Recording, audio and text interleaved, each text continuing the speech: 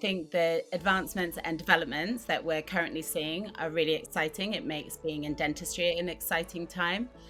The changes in the laws and our prescribing rights are only going to continue to help hygienists and therapists work to their full scope of practice and ultimately serve the public who desperately need access to the services that we offer. When I think about the exemptions aspect, that gives us more freedom to provide the care that we want to do under direct access. I have to just give thanks to my colleagues Michaela O'Neill and Fiona Sandom, who really worked tirelessly in pushing this through. And obviously having the support of BSDHT and BADT in the commitment to really get this over the line. Implementation of legislation for dental hygienists and therapists to be able to supply and administer prescription-only medicines without the need for a patient-specific or group direction is massive. That changes direct access to a whole new level. New powers. It's certainly an exciting time to be a member of my profession as a dental hygienist and dental therapist. Direct access coming in 2013 was groundbreaking, and the people that were around ahead of me who got that through did extraordinarily well in terms of our professional autonomy, and they absolutely have to be applauded for that. It was a step in the right direction. And I know at the time there was a lot of fear or supposition that we wanted to set it up on our own. And some people have done. There are some dental hygienists, dental therapist-led practices, and they're doing brilliantly.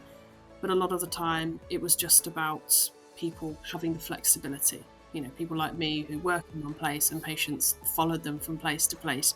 And it was sort of a business within a business, if you like. So there was that. And then now, here we are, we can do it in the NHS as well. That has its issues that need ironing out. There needs to be equity across the sort of the deals that are offered, I suppose. There needs to be parity and fairness from what dentists will get from doing that work as compared to what a dental therapist can get. So that needs to be ironed out. But the patients can only benefit from this. And then the final piece in the puzzle, if you like, was the exemptions legislation. Because although we could see patients directly, if they needed local anaesthetic privately, you could get a patient group directive in place. That was fine. But on the NHS, it's not impossible, but it's quite challenging to do that. And it's not always been the easiest thing to do. So that was still a stumbling block. But once this education is up and running, which is coming, then that will be solved. It was really positive when I came into post, and this was already in train. What I did work with and support both the government and the NHS in saying that actually this is a good thing that we need to get behind. So as the legislation was set, it was quite clear to me that the problem with having the legislation as it previously stood was you either had to have some kind of process where a dentist had to oversee a dental therapist, dental hygienist in the administrating of a local anaesthetic, and also the fluoride varnish is probably the other main one. There are other parts to it, but they're the two main parts that the legislation has allowed them to exemptions to use it. And I think that process coming in earlier this year, what we wanted to make sure was that the ability to do it was having accessible training and evidence-based education if they wanted it. I was also quite keen to make sure that education could be provided free if it wanted to, but that you wouldn't limit about who provided that education at all. And since we then worked on sort of the safe passage of that through, and actually just managed to get it in just before the election, it was really pleasing because it's been a long track to that. I think in terms of the exemptions for prescription-only medicine legislation that's come in, I think that again will only be a great thing for the whole profession. I think it will, obviously for hygienists and therapists, it makes our job a lot more kind of easy and straightforward in terms of giving the care to our patients that they need.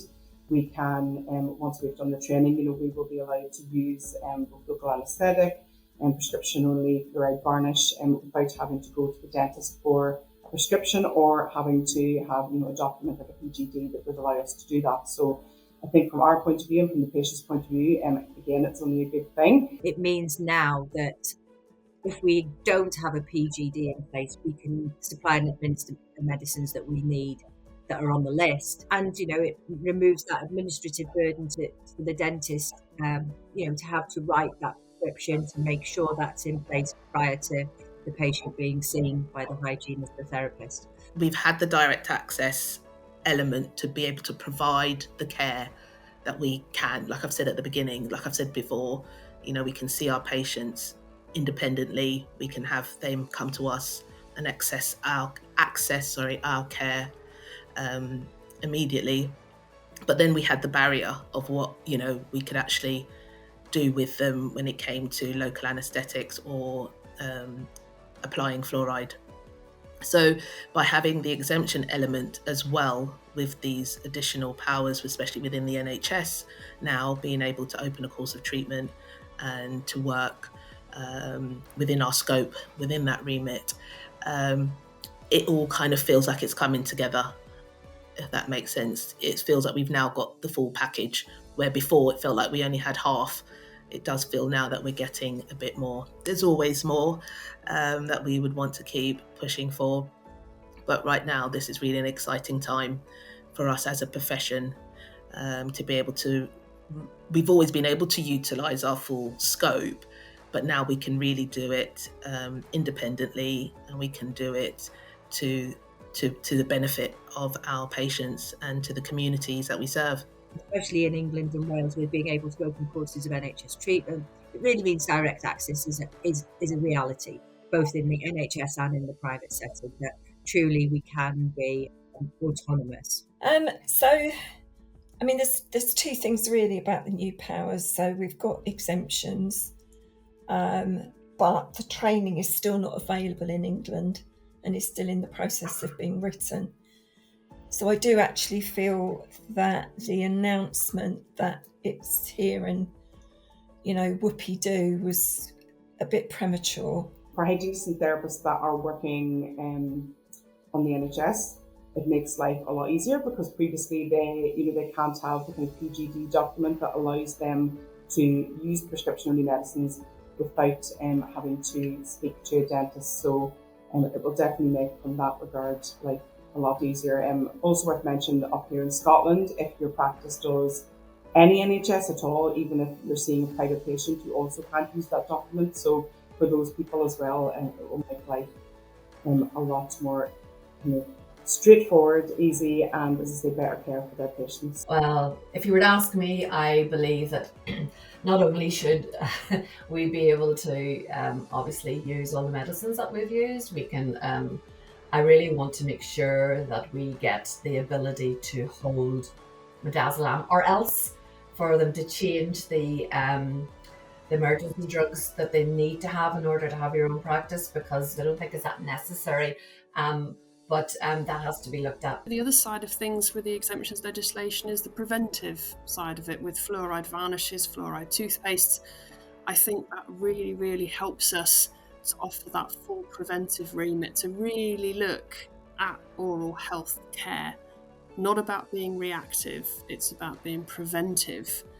And it means that if things, certainly within the NHS, things like flexible commissioning were used, that we could go out to care homes, we could go to residential settings for adults and children. We could do toothbrushing instruction with these people, which we could do anyway, but we could also apply some fluoride varnish. And also the antifungal treatment, again, all under exemptions legislation. If you're seeing somebody who's in a residential setting, they're not having to wait for someone else to come and see them. And even in practice, if you see something, then you're able to manage it on the spot. At the moment, we still can't use that new legislation, so it's not actually making any difference. And then with opening an NHS course of treatment, again, that needs exemptions for it to be able to work fully, because the way it is at the moment is you still need a dentist to prescribe any local anaesthetic that you're going to see on an NHS direct access patient. So you're not, and really a dentist should examine a patient before they prescribe anything. So we haven't really gained anything if a dentist has got to come in and examine the patient and then prescribe the local for you. Implementation is always going to be the challenge.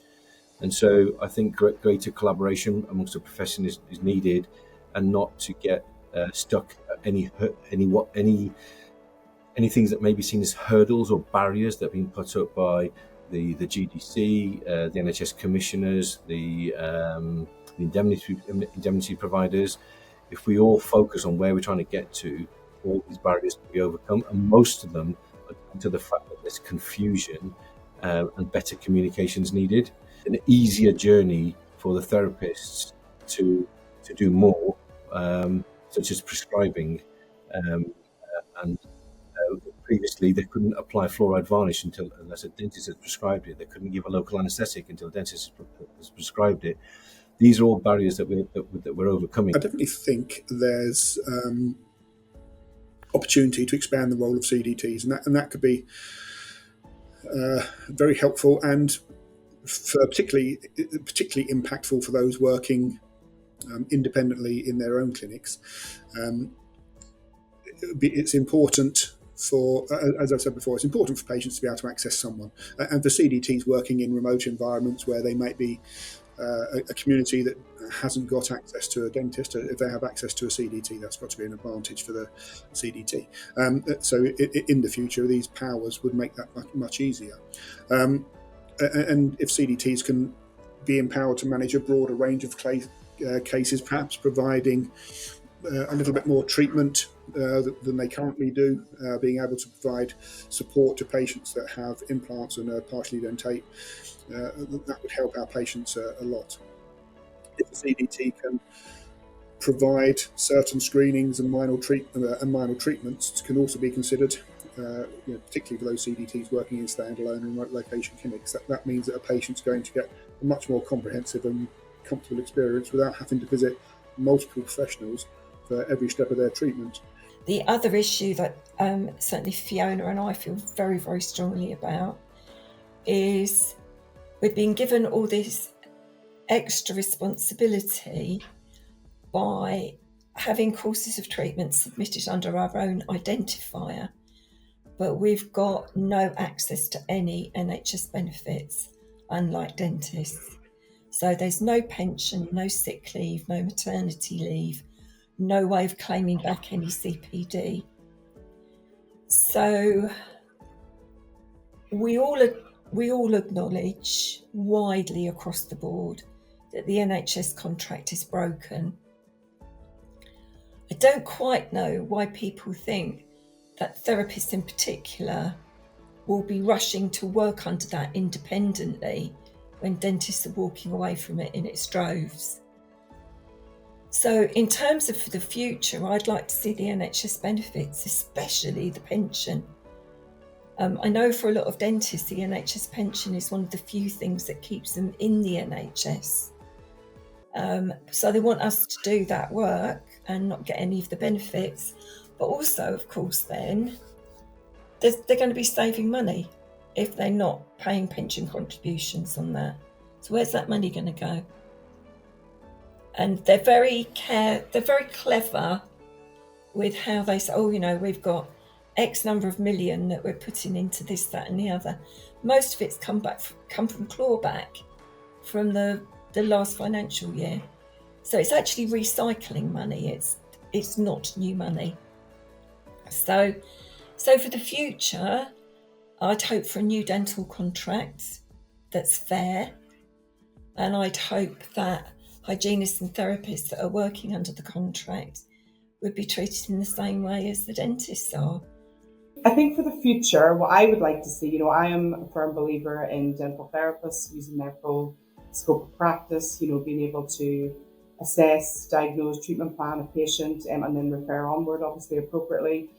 I would like to see with the new exemptions legislation, that will be easier for a lot of therapists to do. We have therapists and hygienists-led practices nowadays as well. I think that the profession is only going to grow with that, and again, increase access for patients. So win-win for everyone, really. I would like to see future goals for me would be, further autonomy, increased public awareness, and support for advanced education pathways. There's still a lot of joining up to be done in terms of the education providers, the NHS commissioners, for them to all understand what is at their disposal here. So I think most of the profession and the industry is aware that from the NHS commissioning side, there's a huge underspend of the NHS dental budget. We are not able to use all of the budget. There doesn't seem to be any department in the government that has that problem, apart from us. We cannot spend the money that we've got. So the first point is we don't need any more money. The second point is what we need is the people that control the purse strings to understand better how to commission so that skills mix can be brought in and the team can be developed for the future. And so the reliance on having to use the highest skilled member of the team, i.e. the dentist, to do everything just isn't necessary. So therefore the dentists that we have got can be spread more across the country into areas where we just haven't got any. And in those areas, we inspire young people to come into the profession, not necessarily all have to go to university, and learn on the job, get qualifications, and help deliver the care that's needed in a skills mix, and we can then deliver more preventative care. So I think the future is bright, but unfortunately it's going to be challenging because there's just so many different cogs that have to fit together to make the wheel turn, and most of them don't talk to each other. But I think because there's enough will amongst the profession to make it work, we will get there. I think we need to push for legislative changes, working with the GDC and other stakeholders to make sure the rules reflect what's best for the patients, for their dental health and the dental community.